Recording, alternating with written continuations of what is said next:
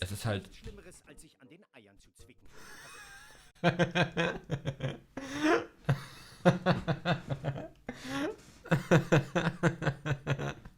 Oh nein, darf man Männernippel auf Twitch zeigen jetzt? Scheiße. Halt, wie ist der? KOQI. Mit Q. Sau cooler Name. Sau cooles Logo. Nochmal von vorne. KOQI. How much does it matter if you don't have a dream or passion? How much does it matter if you don't have a dream or passion? During high school, we worry about what we're gonna do after high school.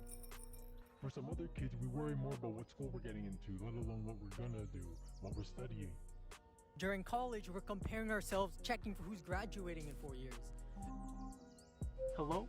Anyone else gonna take another year? Anyone else switching degrees? For some, at some point during college, the stress and depression becomes so unbearable that the pain is so persistent and becomes okay. It's like reaching a scuffed nirvana. Es ist so sehr, was ich machen will. Es ist so sehr das. Auch diese Switches. Diese Switches von allem. Jetzt ist er auf einmal ein 4:3. Dann, Mann, ich liebe sowas. Ich zeige euch auch gleich einen YouTuber, den ich richtig gerne mag. Und genau an sowas will ich mich orientieren. Ich liebe sowas schon immer. Aber es ist immer dieses, ich weiß ja nicht. Und, so behindert. Entschuldigt, aber es ist wirklich einfach nur eingeschränkt. This suffering, this pain, I'm at peace with it. It blows my mind how some people can go through all that pain of doing something they hate. I guess it's just because it feels like their end all be all. And I'm speaking for people who don't know what they're doing in college, because there's always people who are like, bro, I live on the other side of the world. School is my only opportunity. I'm doing this for my family. Or like, I enjoy school.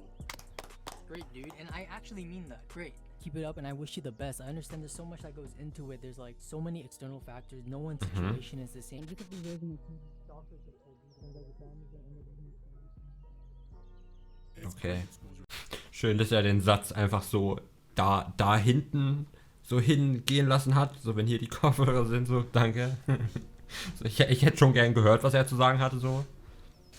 I can at least say for a lot of people around me, kids are autopiloting their way into college because they're procrastinating, trying to figure out what they want to do in life. Does that make sense? Of course it doesn't make sense, but you know a lot of people like that. But yo, KOQI, I don't know what I'm doing in my life. I don't know what I want to do. I have no dream or passion. I tried thinking about it. Man, who the hell said you need a dream or passion to do anything? Fuck your dreams and passions. A dream is a... Es ist so cool. Es ist so cool. Es ist so eine Kunst. Mann. Es ist so krass, was er da macht. Also wirklich, die Bearbeitung, alles. Es ist so cool und der Typ ist so cool. Und die Sachen, die er sagt, sind so Wahrheit. reality that's so out of reach. A passion is like a fire of motivation that could extinguish at any moment. If you're comparing yourselves to the greatest and biggest thinking they have huge dreams and passions, you're wrong. They have obsessions. They're obsessed with what they do. It's all they think about. It's the first thing they do when they wake up and the last thing they do. So KOQI, I need an obsession? No, not really, not yet. You know, at this point, the advice I want to give you isn't like drink 2 cups of water or 2 cups of apple juice and eat a grapefruit or some BS. Let's talk about you and your ego first. People Oh, like nein. advice that doesn't criticize them or require too much thinking. But here's the truth. If you think life is about you versus other people, you think it's some PvP multiplayer game, you're wrong. Life is about you versus yourself. It's more of a single player game Facts. where the bosses are just different forms of you. Expectations is your biggest enemy. Hey, but I have high expectations of myself. Well, no shit. Who doesn't? They say it like it's a good thing. Fact is, when you're not living up to your own expectations, you might be running away from it. I came to the realization that I was scared of my own ego. I was afraid of it. As much as it picks me up once in a while and gives me confidence, it wasn't afraid to drop me when I didn't live up to it. It will just drop me the moment I disappoint it. Your ego is a great assistant, but terrible leader. Ich kann überhaupt nichts dazu sagen. Also ich stimme ihm einfach nur zu in dem, was er sagt. Und es ist natürlich mir gerade so ein Dialog anhören zwischen... Nee. Ein Nicht-Dialog. ein Vortrag, ein Referat, genau, ein Referat. Ein Dialog, Digga. Halt ein Referat anhören über so ein Thema einfach. Ich kann echt gerade einfach nichts dazu sagen. Aber ich find's mega cool. Ich find's mega cool, was er macht und wie er es macht. Und ich bin so neidisch. Ich würde so gern einfach das Gleiche machen. Jo, als ob. Guck mal, was er erreicht mit so einem Video, dass sich jemand so Sachen darüber denkt. Wie cool ist das? Ich will es auch können. Mann. Diese Inspirational Speeches können halt schnell langweilig und cringe wirken. Halt so Kram, den man schon tausendmal gehört hat. Aber wenn man seinen eigenen Style mit einbaut wie er, zum Beispiel, ist es so interesting. Ja, genau. Aber das Ding ist halt, da habe ich dann auch wieder Angst. Also das ist das, was ich vorhin kurz sagen wollte, aber dann gelassen habe. Ich bin wirklich, mein zweiter Vorname ist Rechtfertigung so. Kennst du SNEAKO? Das ist der, den ich euch zeigen wollte. Das ist der, den ich euch gleich noch zeigen wollte. Das ist einer meiner absoluten Lieblings-YouTuber und so ein großes Vorbild, was diese Art von Videos angeht. Aber ich traue mich immer nicht, sowas zu machen. Weil ich immer denke, was ich jetzt gerade sagen wollte, mein allergrößtes Ding ist, ich bin einfach Mr. Rechtfertigung. Ich erkläre jeden Satz, den ich gesagt habe, so tausendfach, damit keine Version von mir in dem Kopf von jemandem existiert, wie ich das nicht will. Weil ich unbedingt will, dass jeder genau versteht, was ich meine, obwohl man es nie jedem recht machen kann. Ich habe oft Meinungen, wo sich Leute denken würden, würde ich so heutzutage nicht sagen, aber dann rechtfertige ich das so viel, dass man versteht, warum ich diesen Satz so gesagt habe. Wisst ihr, was ich meine? Was ich an solchen Menschen liebe, so wie SNEAKO oder ihm halt, die sagen das und denen ist es egal, ob du jemandem auf den Schlips trittst, weil wenn sich jemand beleidigt fühlt oder wenn jemand haten will, dann macht die Person das. Du wirst die Meinung der Person nicht ändern, die Person wird das so oder so machen. Es ist komplett egal, was du tust oder sagst oder versuchst dich zu erklären und es ist auch egal, welche Versionen von dir in den Köpfen von anderen existieren. Wen juckt's?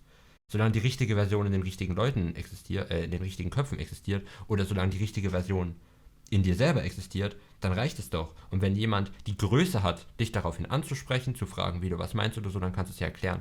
Aber mein Ding wäre, dass ich beim Skriptschreiben schon merke, ich muss so neutral, so angepasst, so auf den aktuellen Zeitgeist passend argumentieren und alles formulieren, dass ich ja niemandem auf den Schlips trete, dass niemand mich falsch verstehen kann und dass niemand mir irgendwie sagen wird, du hast aber das und das gesagt, das sagt man aber nicht. So, das ist doch absoluter Schwachsinn. Ich sollte aufhören mit sowas, aber es fällt so schwer. Während ich die Skripts schreibe, denke ich mir dann immer so, das kann ich so nicht sagen oder das ist viel zu gemein oder so. Aber wenn wir uns SNEAKO angucken, wir gucken uns das Video jetzt erstmal, wir schauen uns das erstmal fertig an und dann zeige ich euch was von SNEAKO, okay? Ich wäre so gerne auch viel so asozialer, wie so Tanzverbot oder so ABK oder so richtig frei Schnauze alles, weil ich so denke und so viele, sagen wir, starke Meinungen habe, also so polarisierendere Meinungen habe, aber die dann halt immer unter so viel Rechtfertigung covere mit, dass es keinen halt beleidigen könnte. Natürlich ist man ja nie so einseitig lebend. Man hat ja nicht eine Meinung, die über allem steht und einfach so gemein ist und du sagst, das ist alles scheiße, ich beleidige jetzt alle. Also man hat ja vielschichtige Meinungen, man hat ja einen großen Radius an, einen großen Kreis an Dingen, die man so denkt und so. Das ist ja nie alles so einseitig, ist ja immer vielschichtiger. Und du kannst ja in einem Video vielleicht nur eine Seite beleuchten, indem du dich jetzt mal ein bisschen lustig über irgendwas machst, wie gendern oder sowas. Wenn du dich mal drüber lustig machst, so wie ich immer innen an alles sage, dann werden sich natürlich irgendwelche Leute angegriffen fühlen. Aber es ist mir doch scheißegal, ob sich irgendwer damit angegriffen fühlt. Die Person kann mich doch dann einfach meiden. Es ist doch nur ein Joke, es ist nicht meine absolute Meinung. Und als Person in einem Video dazu stehen und halt ein eigener Charakter zu sein, den du dann spielst, der Charakter dieses Kanals, ist ja praktisch, es ist doch nicht verwerflich oder schlimm. Es ist doch okay, wenn du halt in dem Video eine Seite beleuchtest. Und du musst dann nicht noch ein Video machen, ja, meine Rechtfertigung dafür oder dann noch was oder noch was. Aber ich muss euch das ja nicht erklären. Ich meine, ich weiß das alles. Und ihr wisst das wahrscheinlich auch alles. Aber trotzdem, obwohl ich das alles weiß, hindert mich noch etwas daran, die Videos dann wirklich zu machen. Und ich weiß nicht was. So viel dazu. I'm giving you this idea of ego and self-made identity first because it's the biggest thing that stops people from doing two things. Number one, trying something new without being scared of failing. And two, criticizing yourself without hurting yourself. Doing our best to kill identity. Nice. This is me. This is my ego. All the expectations of myself. This is me. This is my ego. All my expectations of myself. This is me. This is my ego. All made up expectations of myself. Fuck your ego, fuck your ego, fuck your ego. Fuck your ego, fuck your ego, fuck your ego, fuck your ego, fuck your ego, fuck your ego. Und er ist der coolste Typ, den ich jemals gesehen habe. Also nach mir halt. It's unfortunately more simple to say chase your dreams and passions than to say do something. So why do anything first of all? Let's go back to the idea of school since so many people think it's everything. I like to think of school as a blueprint, a roadmap that promises you a possibility of something by the end of it.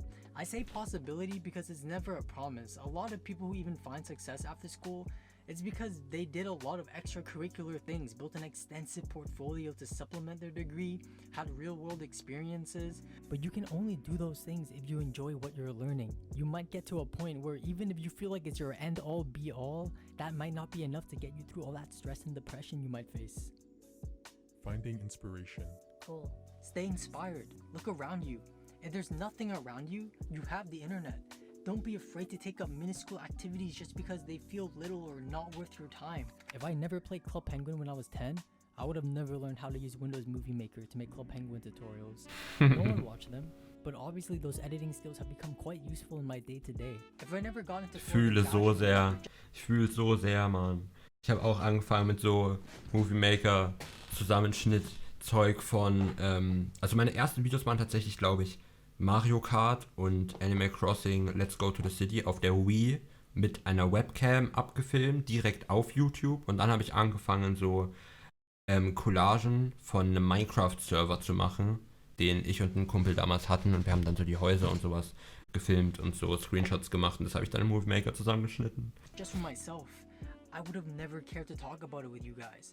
I forgot where I saw this quote, but someone once said, if you have a phone and internet, you can do anything. You can make videos with this. You can make music with this. You can make money with this. You could start an entire company with this. The biggest limiting factor to this is your imagination. No, it's not because you don't have the latest iPhone. Not because you don't have the greatest camera. This quote probably came out when like the iPhone 6 came out. That's another thing, like so many bad excuses like that. Step 0 is realizing you're not doing anything. Step 1 is doing something. If you want, take your time. Next time when you tell yourself you have no dreams or passions, ask yourself, does it matter? Does it matter? Ey, krass. Krass, der Typ hat auf jeden Fall ein Abo bekommen. Ich bin aber gerade auf dem falschen YouTube-Kanal angemeldet. Nee, mega, was er sagt. Mega cool. Vor allem das Ende, keine Ahnung, es stimmt. Genau das war halt jetzt auch das. Ich musste realisieren, mach wieder was, Bro. Wer bist du? Du bist nicht der Charakter, der weinerlich seine Lebenszeit verschwendet, in seinem Bett sitzt und traurig ist über irgendwas, was mal passiert ist. Du bist der einfach macht, der sich hinsetzt und seinen scheiß Stream-Overlay updatet, um dann wieder cool zurückzukommen und so. Der bist du, nicht der komische. Genau. Ich find's richtig schlimm, dass Marvin SNEAKO geleakt hat, dass er ihn kennt. Aber zeige ich einfach mal jetzt. Let's go, das ist SNEAKO. Color my life with the chaos of trouble. That's a line from a Smith song that this girl used as her senior quote in a corny ass movie from like 2011, but it sounded cool, so I wrote it on my wall and dreamt about one day someone coming into my life and coloring it with the chaos of trouble. I've always been like that, feeling like I need something more, and like many others, I've tried to fill that void with attention, with drugs, with sex, and especially with love. I'm part of that generation that watched Good Will Hunting and listened to Kanye's 808s and Heartbreak and doesn't think that they can be happy without falling in love. You know who I'm talking about, those dudes who have a rough exterior but deep down they got a soft side. We're corny as fuck. I don't even get sad after a breakup because of how cool it is to actually have feelings. My wife could cheat on me, take half my assets, my dog, my little son Timmy, and I'll be homeless thinking, whoa, emotions are dope. That's because falling in love is some shit people made up because we got bored. Color my life with the chaos of trouble Why? Like, are you stupid? Why would you want someone to artistically fuck your shit up?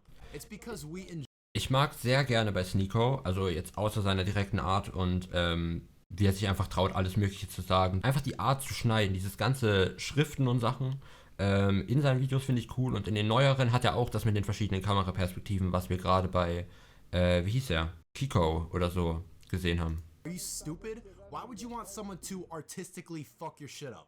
It's because we enjoy the rush of love. It's like a game. It's just as thrill-seeking as getting high or skydiving. You ascend and you crash. You win and you lose. And if it sounds like I'm talking bullshit, there's dozens of studies detailing how the euphoria of love, same sensation in the brain as cocaine. You crackheads. No other species does this falling in love shit. Chimpanzees aren't sitting in bed wrapped in a blanket wondering if it's too clingy to double text that orangutan with the bubble butt. Monkeys don't dress up and go to Olive Garden because they want to fuck. They just fuck. It's amazing. They could just be eating bananas, killing mosquitoes, then boom, just start fucking. We overcomplicated this, bro. How come I gotta put on cologne and she has to say, I don't usually do this? Falling in love doesn't make any sense biologically. It's a new human emotion based entirely on jealousy, egoism, and insecurity. You weirdos decided love means by law, we will stay together forever. And if we don't, then take half of my money. Why? And I'm not cold-hearted because love alone is definitely real.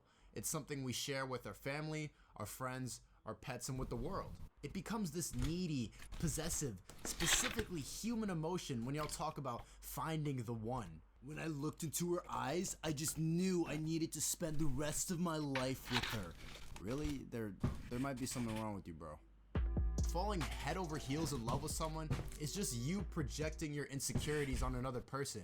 You're not happy with your own life, so you start seeking that in another person, which is just unrealistic and dangerous. Maybe you don't got any friends, your job sucks, you don't like yourself, maybe your mom didn't hug you enough. So now when you meet a baddie who laughs at your jokes, you latch onto them like a leech and go psycho when they even look at someone else. Wisst ihr, was ich meine? Wenn ich sage, er sagt Sachen rücksichtslos und das würde ich mir gerne zum Beispiel nehmen an Videos, weil ich hätte jetzt schon 40 Mal gesagt, ja, aber ich weiß, es ist ja nicht immer so. Ja, aber ich weiß, jeder Fall ist verschieden. Und er sagt einfach, das ist so, weil das und Menschen sind so. Natürlich weiß er ja auch, es ist vielschichtig, jeder Mensch ist anders, alles Mögliche ist, also das ist ja nicht die Meinung immer zu jedem, das ist einfach nur ein allgemein gesagter Satz und dieser Satz kann ihm ja nicht für immer vorgehalten werden. Ich würde den aber niemals endgültig formulieren, so einen Satz endgültig in einem Video formulieren, weil ich dann denke, ja, was ist, wenn dann jemand kommentiert das und das? Und was ist, wenn ich dann eine Rechtfertigung machen muss? Lieber mache ich das direkt, bevor jemand nur denken kann, ich bin voll der Kleingeist und habe gar nicht bedacht, dass da mehrere Optionen dahinter stehen könnten. So, wisst ihr, was ich meine? Ich finde es nicht rücksichtslos.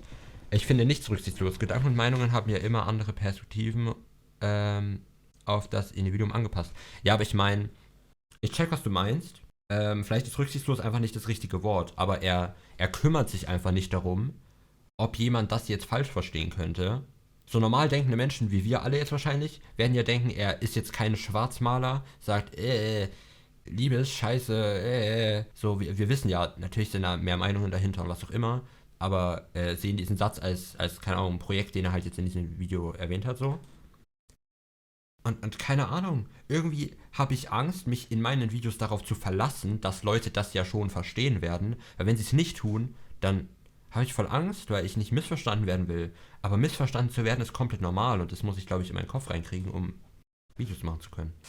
Ja. Love is as addicting as a drug. The only two kinds of people who would slash your tires and then threaten suicide is a crackhead and a crazy bitch named Susan. But maybe I'm just lonely and bitter, because I've tried falling in love for years now, but it's never worked out for me. Yeah, having a girlfriend sounds cool and stuff like that, but I don't want to like have to take her on dates or like have to care for her or have to do any relationship stuff. I just kind of want to cuddle once in a while and fuck.